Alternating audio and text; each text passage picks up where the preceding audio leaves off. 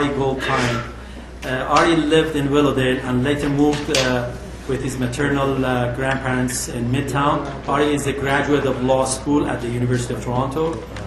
After graduating from law school, Ari entered the corporate law field. Ari eventually moved away from corporate law to criminal defense. In 2006, Ari opened his own practice. Please welcome Ari Goldkind. Okay.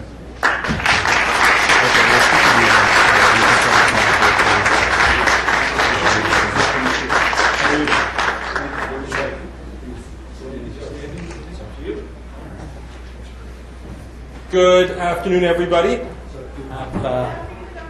Nice to see you all. I'm Ari Goldkind. I have a question since I was in that room. Were the people here before sitting or standing?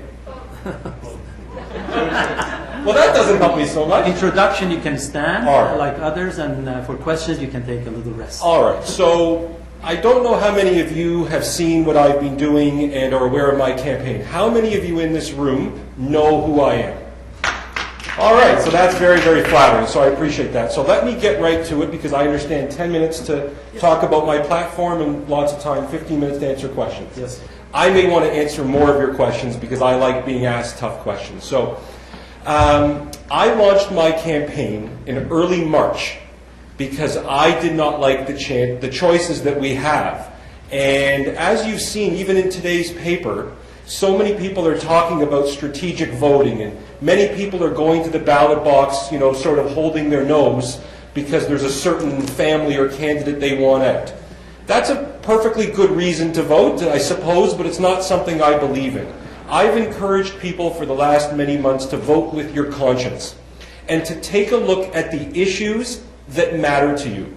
Because to me, it is all about the issues in this city that matter.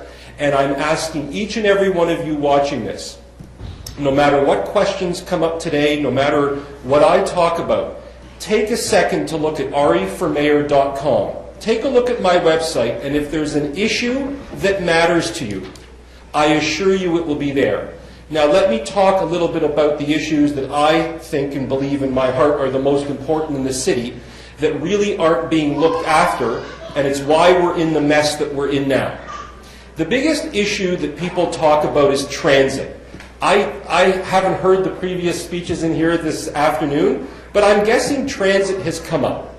And I don't spend a lot of time talking about the other candidates' platforms. I really don't. But I can tell you this. Early this week, we are going to release a transit plan that I think will surprise and amaze many of you. We have spent months putting it together. We have consulted experts. We have consulted residents of this city, and we have attempted to address the questions that many of you have when you look at the shiny maps of the others. The Smart Track map, and many of you ask yourselves, and I've heard this for many months, where is the money coming from? I'm going to answer that in my plan. You've heard promises of a downtown relief line and bus service, and you've heard the term invest now. But whenever you hear that term invest now, the appropriate answer is to answer back, how? Where's the money coming from? I'm going to address that. And you also have somebody who clicks their heels together 3 times and says subways, subways, subways, and they'll magically appear. You all know that that is not how things happen. Many of you in this room are entrepreneurs. Many of you in this room are immigrants, new or have been here for many years. Many of you here are employees. But you're all citizens of a city where you understand that we need to pay for the things that matter to us. So I have a transit plan coming out early this week that will do 3 things, and I'm very excited about it. It will connect all of Toronto. It doesn't prefer downtown. It doesn't prefer the suburbs. It doesn't prefer Scarborough. It doesn't prefer Etobicoke. It connects everybody so you can get to where you're going much faster, much easier, and your life and your quality of life will improve. 2, and this is really important, and I'm going to talk about this in a minute. It's going to encourage or convince more people to be new riders to transit because our roads are gridlocked. They're paralyzed. You can't get around. I don't know how many of you even drove here today. It's a Sunday, and you still can't really get around easily, even though it's a Sunday. And number 3, we waste or lose about $6 to $11 billion a year, in wasted time, productivity to our economy, in our gridlock, and in our lack of transit system. I am going to address that, and the plan I'm putting before the city is going to make us billions, even though we're going to have to spend to get it. Many of you know that the cornerstone of my plan, and this is what's caught on all around the city, is you have three people. You just had a candidate, a very well-known candidate, come in here and tell you taxes are going to stay the same. No new taxes, no new revenue, and everybody else says taxes at or around the rate of inflation. You all know what that means. You don't need a lesson from me.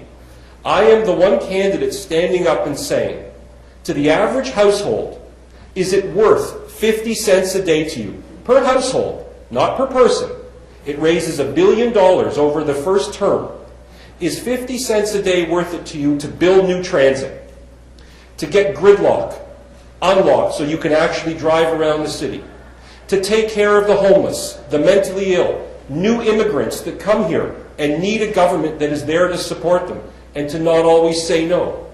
A shelter system that is it's a shame in our city that people stay homeless or can't get into shelters, or that our shelters aren't in good shape. So you may know, if you know anything about me, that my philosophy, even though I stand here in a suit, I'm a criminal lawyer, I've done well in life, is that the responsibility and role of government is to give back and to take care of people who may not have the same opportunities that I've been lucky enough to have. And that certainly touches upon the lives of many immigrants who are in this room and who are hearing these words. When I go door to door to people and say, look, what do you think taxes will be? And you hear tax raises and gravy train. When people hear about the amazing things that you can do in this city for 50 cents a day, people are willing to sign on to that because they know nothing is free. They know there's something wrong with the other promises. They know there's been a Fordian slip for the last 4 years where we have really, really not taken care of our city. We've neglected it. So even though I don't have the name recognition, I don't have the celebrity or the $1.5 million to raise, you'll see that when people talk about my plan and my vision, people don't question the ideas, the platform, the policies. They say, well, he can't win because he's not a career politician. That's not really a good reason to choose a mayor. So everything I've done, and why I'm so happy to be at the point that I'm at, is because people believe in what I'm offering, which is we're a city worth investing in. Anybody keeping time? Because I want to touch on a couple things. Oh, that's easy. Look at that. That's easier than every debate where you see signs. You see signs going up, and there you go. Perfect. So I want to touch on something, because when I come up to Yonge and Sheppard, and I drive all over the city because that's my life. I'm a lawyer. I'm in courthouses throughout the city. Traffic doesn't move. It just doesn't move. You are losing hours of your life going nuts in your car because you're bumper to bumper. Right now, today, from Leslie to Yonge, couldn't get off. Got here at the nick of time. It's unbelievable in this city, and nobody's putting a solution forward except for me. And it's one that you've been conditioned to think is a dirty word, a 4-letter word. And that word is toll, T-O-L-L. And everybody tells me, well, you can't be honest with people about these things, because when people hear toll, they're like, that's not for me. But when you go to the oil companies and you go to the gas pumps, and you're putting in $70, $80 every 3 or 4 days, and you're stuck in bumper-to-bumper traffic. Studies from around the world, you don't have to take my word for it, you can Google this right now. For about $2 per trip, you can drive 70 kilometers an hour. You can get moving in your car, get home to your family faster. There is no other solution to gridlock, if we're being honest in this room, about traffic. Moving a delivery truck out of the way, that's not going to do it. Having more people write tickets, that's not going to do it. Moving some parking out of the way, that's not going to do it. It's a nice start, but we need to be serious about the thing that holds us back in this city, which is our horrible, horrible commutes, which I can't stand, and I'm guessing anybody here watching can't stand either. Now, before I take questions, which is the part that I really look forward to, again, I talk about the environment, I talk about immigration, our housing policy is coming out this week. I don't believe in this false subways versus LRT debate, so if any of you are going to ask me about that, I'm not going to sit here and say things to be popular. I believe that whatever gets you from A to B faster is what matters. I also believe in being truthful about how we pay for things. So I'll leave you with this question before you ask me some. What do you think is a better approach when you need money from the provincial and federal government? What do you think will make Stephen Harper and Kathleen Wynne write a check to our city? Do you think it will be going up to them and saying, hey, just give me money? I just want money, just give me money? Or as people in this room who negotiate, whether you negotiate for a raise, whether you negotiate somebody to give you a job, or any kind of barter that you do, you always want to offer somebody something to get them to say yes. The whole premise of my plan is the citizens of Toronto step up and say, no more of this no tax, everything is free stuff, and we're willing to invest in our city. Come invest with us. I want to answer some questions now, and I think I'm right at the at the time. Perfectly correct. Yes. Okay. So maybe I'll sit for a second. Please, there you go. And here comes the first question. Okay. Excuse me, make it short so that we can ask as many questions as possible. Perfect. Thank you, sir. Oh, I got louder.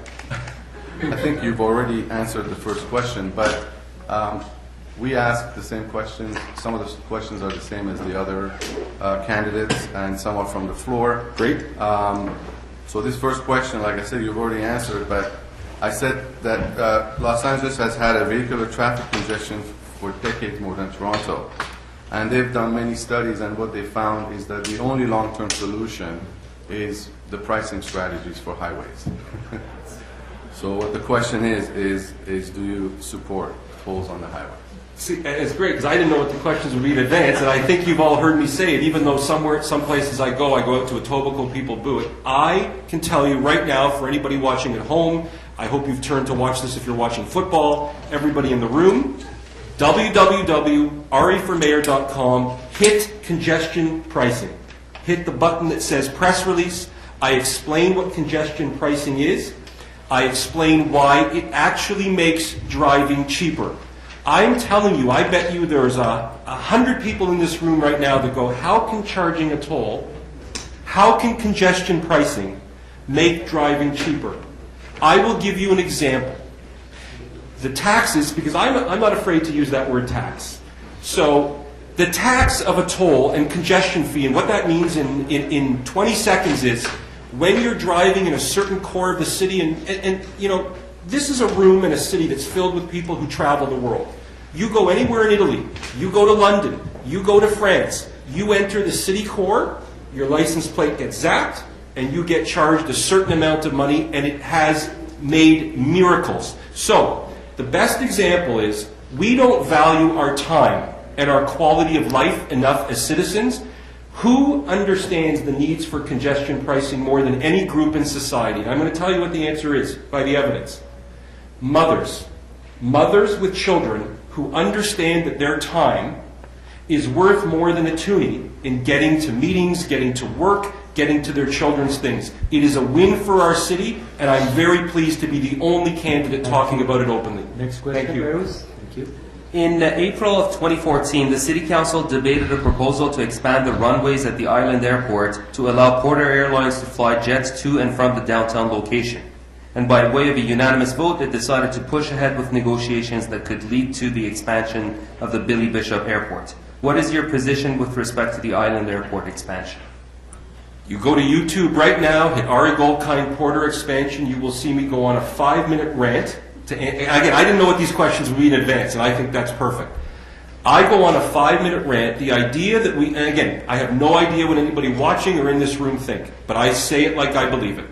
The idea that we would put jets or expand Porter's Airport for one private businessman who has a private monopoly, where Mr. Ford and Mr. Tory are conflicted in a way that is beyond the definition of conflict. The fact that we would continue paving over our waterfront is utterly bizarre to me. Utterly bizarre. And it's not about jets versus prop planes. I want to be very clear on that because some people say, well, they might be quieter. No. We have one lake. We have done everything since the day that I was born. I'm 40 years old. Since the day that I was born, we've done everything we can to basically ruin our waterfront. To have more planes, more traffic coming in and out of there is a bizarre notion to me. The Toronto Islands is one of my most favorite places on earth. So my position is crystal, unbelievably clear. No jets, no expansion. Let's preserve our jewel of a waterfront. So next question, Ari, what is your position on privatization of city services? When you say city services, just because I always like to actually answer the question I'm asked, do you mean things like garbage, or are you making? Do you mean most of the services offered by the city? Okay, so this is one that some Garbage is only a part of it. Okay, As you know. do you have other specifics? Because I'll answer specifics if you do. Well, Or do you want me to be general in my approach? as general as Okay. So again, I realize where I am. I'm in a room and being watched by many entrepreneurs. I have a very different philosophy of government. And right now I'm watching in the private sector, and this is something I feel passionate about, a race to the bottom in wages. Everything in the private sector is about wages going down. People's real incomes are not going up. The price of housing, rent, and homes in this city goes up while wages goes down.